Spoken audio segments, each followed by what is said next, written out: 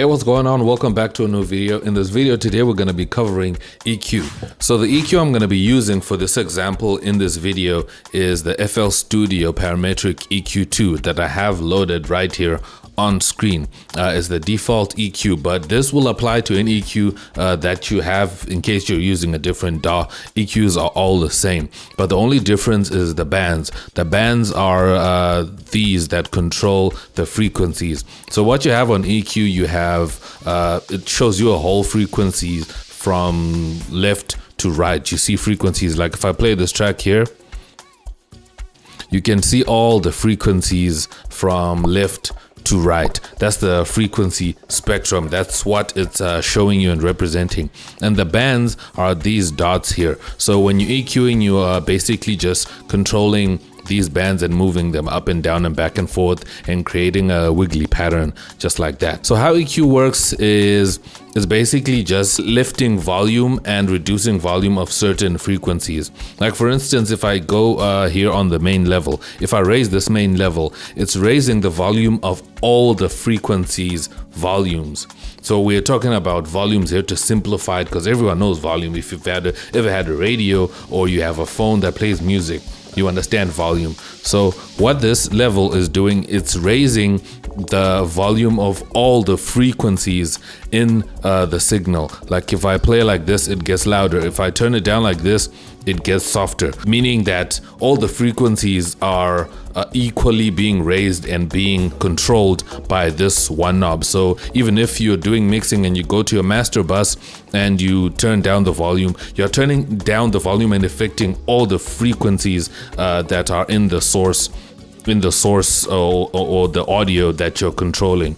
But now when we get to EQing, you have one band here, like this one band that I've selected here that's on the bass. This is now only affecting a certain amount of frequencies. So you can see here it's only affecting these frequencies and not the rest over here that are not moving. So depending with your EQ, there's EQs that have maybe 5 bands or 3 bands or 10 bands or 20 bands.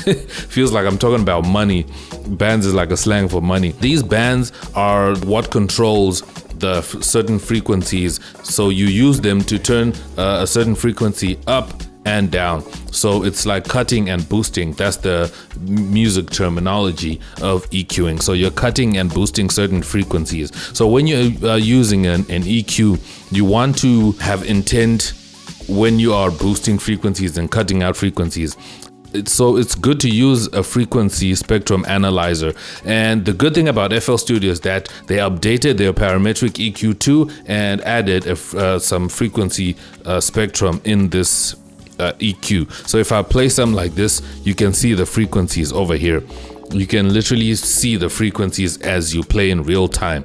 If you don't have FL Studio and your EQ doesn't show you this, you can use Span. Span is a free frequency spectrum analyzer that you can use. I spoke about it here on the channel, but you can use that if you use another DAW with an EQ that doesn't have a frequency spectrum analyzer. You can see the frequencies that you think might be at too high or too low that you want to boost or cut.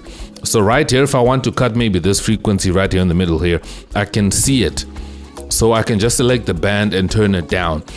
And I can also change the Q. The Q is how narrow I want this band to be, how much I want it to focus on that one frequency.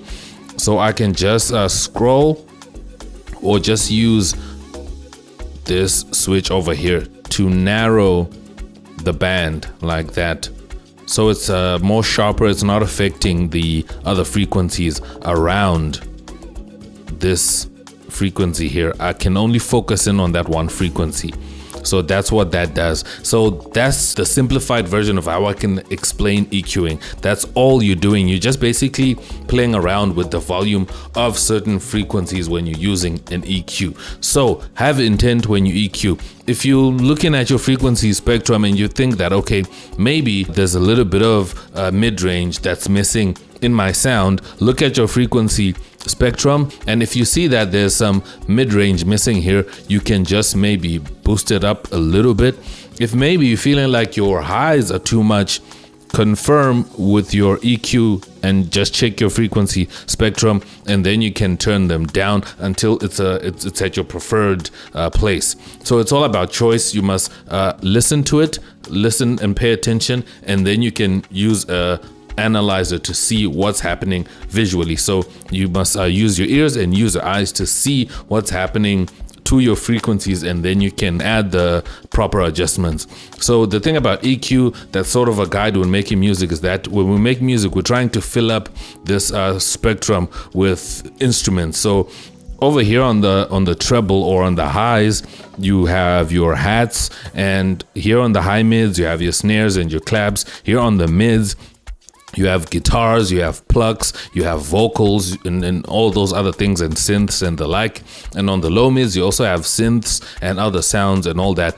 And here on the bass section, you have your bass or your kick. But this is where the kick mostly lives. It's up to you. It's interchangeable. And in the subs, you have sub sounds. That could be subs coming from your kick or subs coming from your, like a sub sound, like if it's a sub bass or something like that. So you want to fill up that frequency spectrum so it has sounds that are present in the whole spectrum. That's what you want to do when you're making music. So that's the basic way that I can explain EQ so you understand how exactly EQ works. If you're doing your mastering and you're now on the master bus and you're EQing your master bus, all you just have to do is just try and see if maybe your hi-hats are a little bit too shiny, or you want to add a little bit of body to the track. You add a little bit of mids or low mids, and but you use the spectrum to see what's happening.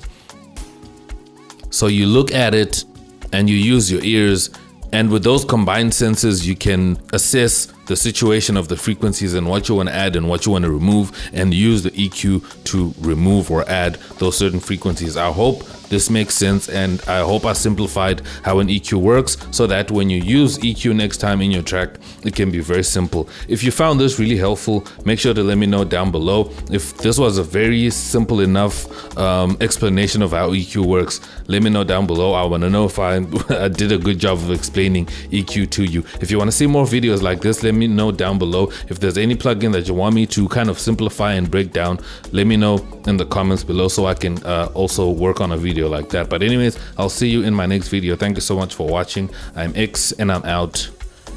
Peace.